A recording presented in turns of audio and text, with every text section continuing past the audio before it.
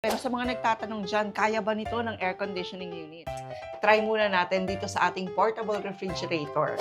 So sakaling mag-brown out o kaya kung mawalan kayo ng gas, di ba? Kaya nyo pa rin magluto gamit yung inyong rice cooker or even induction cooker. Kung di ako nagkakamali, 10 to 15 years pwede nyo siyang magamit.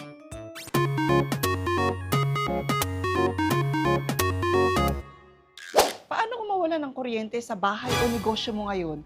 Naka-ready ka ba? Paano yung mga appliances mo, yung wifi, laptop, lalo na kung work from home ka? Kaya naman ngayon, usong-uso na talagang magkaroon ng portable power station sa mga tahanan at mga businesses. At isa sa pinakamagandang power station na pwede yung matagpuan sa market ngayon, etong inilabas ng Blue Yeti, ang Blue Yeti Elite 300.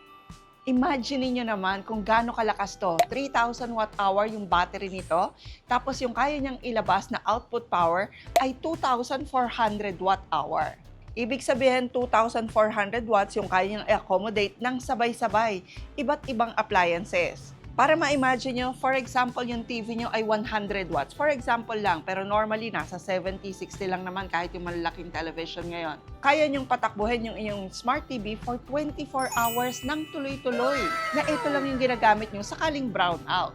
Isa talaga ang Blue Yeti sa mga maaasahan yung brand pagdating sa mga power station katulad nito. At sa video na to, ipapakita ko sa inyo yung capacity niya para makapag-decide din kayo, di ba, kung fit din to sa inyo. At para ma-compare nyo rin siya, syempre, sa iba na pinagpipilian nyo. Kailangan malaman nyo kung gaano kaganda etong Blue Yeti Elite 300. At syempre, isi-share natin lahat ng links nito para makita nyo rin kung magkano ang price nito at yung exclusive link natin kung saan pwede kayong magkaroon ng discount. So, meet the Blue Yeti Elite 300. Isa itong portable power station na may 3,014 watt-hour battery capacity at 2,400 watts per sine wave output. At kaya nitong umabot sa 4,800 watts na surge power. And according to the product information, alam nyo bang itong Blue Yeti Elite 300, kung ikukumpara nyo siya sa mga traditional na 3 kWh na mga power stations, ay 59% na smaller siya o mas maliit and compact talaga siya. Kaya mas madali talaga siyang ilagay sa inyong mga sasakyan, sa bahay, o kahit dalhin sa outdoor adventures. And I'm sure naririnig nyo yung pure sine wave output pag nagtitingin kayo ng portable power station. Bakit nga ba maganda na pure sine wave output ang titingnan nyo? Kasi pag sinabi niyong pure sine, yung kuryente na inilalabas niya ay kapareho lang din dun sa kuryente na nanggagaling sa ating mga electrical outlet. So, ibig sabihin, very safe talaga yung mga electronics nyo kahit dito siya nakasaksak. Kunyari yung inyong mga laptops, mga drone, makakasigurado kayong hindi sila madadamage kahit etong si Blue Yeti Elite 300 ang ginagamit nyo para paandarin sila. So mamaya ipapakita namin sa inyo yung iba't ibang appliances na kayang patakbuhin nitong Elite 300. Pero sa mga nagtatanong dyan, kaya ba nito ng air conditioning unit? Yes, kayang-kaya. Kasi 2,400 watts nga ang kaya niyang patakbuhin. So pag-usapan muna natin yung build nitong si Elite 300. Lahat naman halos ng Blue Yeti, pag tinignan nyo sila, grabe, ang ganda talaga ng kanilang body. Ayan o. So yung material na ginamit sa kanya, kitang-kita mo na premium talaga. Tapos yung design niya talaga and yung material niya, anti-scratch siya. Oh. Diba? Ito talaga yung mga portable power station na alam nyong tatagal sa inyo. Actually, hindi siya mukhang industrial equipment. Tapos, ang ganda pa nitong kanyang integrated handle. Ayan, para madali siyang buhatin. Pero mind you mga ka-best finds hindi siya kasing gaan ng mga nakita nating portable power station dati.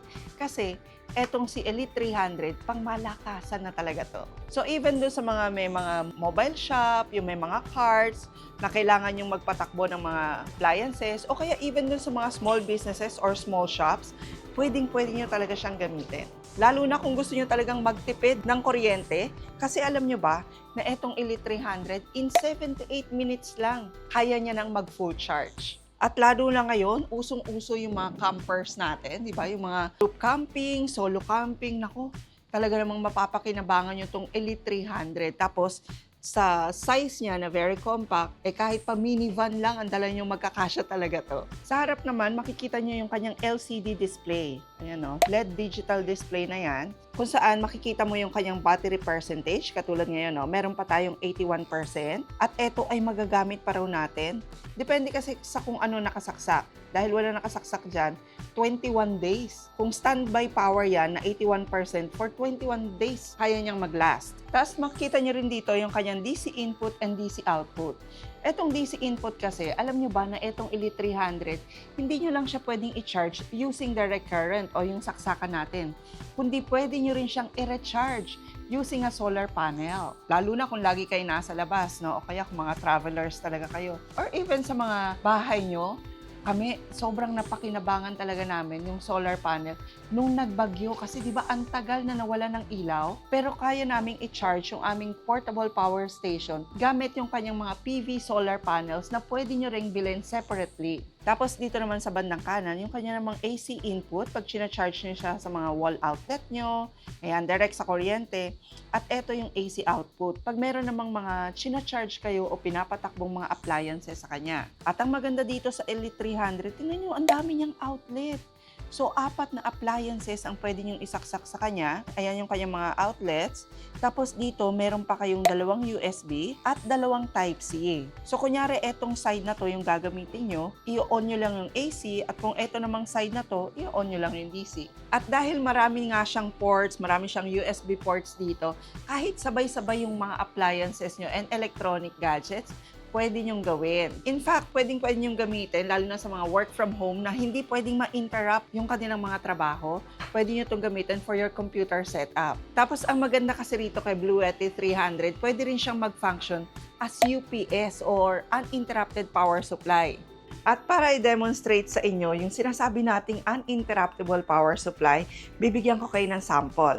Ngayon, for example, nakasaksak etong ating Elite 300 sa direct outlet natin. Tapos, yung ating television, yung ating smart TV, ayan. So, nandito siya. Tapos, nakasaksak naman siya dito sa ating portable power station. Ayan. So, ito yung saksakan ng ating television. So, ngayon, itatry natin na bunutin yung saksakan ng ating power station dito. So, pag tinanggal natin siyang ganyan, diba? Hindi halos kumurap yung ating television. So, hindi na-interrupt yung kanyang power supply. Doon sa iba, magtatanong kayo, hindi ba masama na lagi siyang nakasaksak? Kasi nga, pwede natin siyang gamitin as UPS sa bahay, lalo na pag may mga computer setup kayo na mahalagang hindi namamatay. Ang sagot po, hindi. Kasi etong ating Elite 300, it supports pass-through charging. Ibig sabihin, pag meron namang kuryenteng nakukuha sa ating Meralco, for example, hindi niya ginagamit yung kanyang battery. The moment lang na matanggal yung power natin o kaya mag-brownout, dun lang niya gagamitin yung battery niya. Kaya yung lifespan ng inyong battery ay masisigurado yung matagal. Kaya very ideal talaga to sa inyong mga modem, router, sa mga desktop computer, at syempre dun sa inyong mga security CCTV sa inyong mga tahanan or business. At alam nyo ba na etong Elite 300 ay perfect talaga dun sa mga campers, lalo na dun sa mga gumagamit ng mga RV.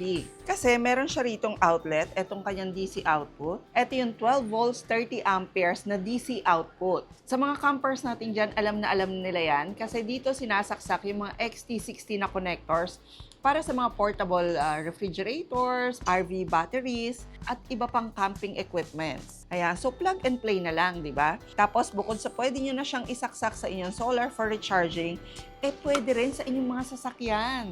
O di ba napaka-high-tech? So, 3 ways to recharge your Elite 300. So, pwedeng direct sa inyong mga AC outlet, pwede rin sa PV solar panels, at pwedeng-pwede sa inyong mga sasakyan. So, even during long travel, alam nyo talaga na hindi mai-interrupt yung inyong power supply. Ngayon, subukan na natin tong Elite 300 sa mga appliances.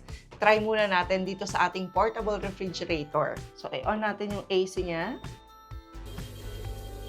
Ayan, di ba? So, pinapatakbo niya na ngayon yung ating portable refrigerator. Nandito, makikita nyo kung ilan yung kanyang AC output. Ayan o, 105 watts. Diba? Nakikita yung output niya. At dito, makikita yung estimated usage time niya. Imagine niyo kung ito lang yung pinapatakbo niyo, for example, 19 hours na siyang magagamit. O diba, kung kayo nga ay may small business na gumagamit, for example, ng refrigerator katulad nito, for 19 hours, pwede kayong mag-operate using your portable power station.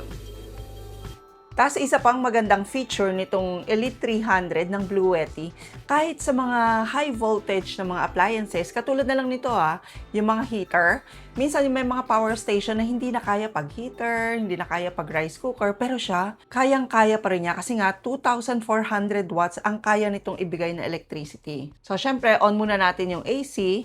Ayan, sinaksak na natin yung ating heater sa kanya. Ayan. Tingnan nyo, Yung output power niya is 1,476. So, almost 1,500 watts yung heater natin. So, sakaling mag-brown out o kaya kung mawalan kayo ng gas, di ba?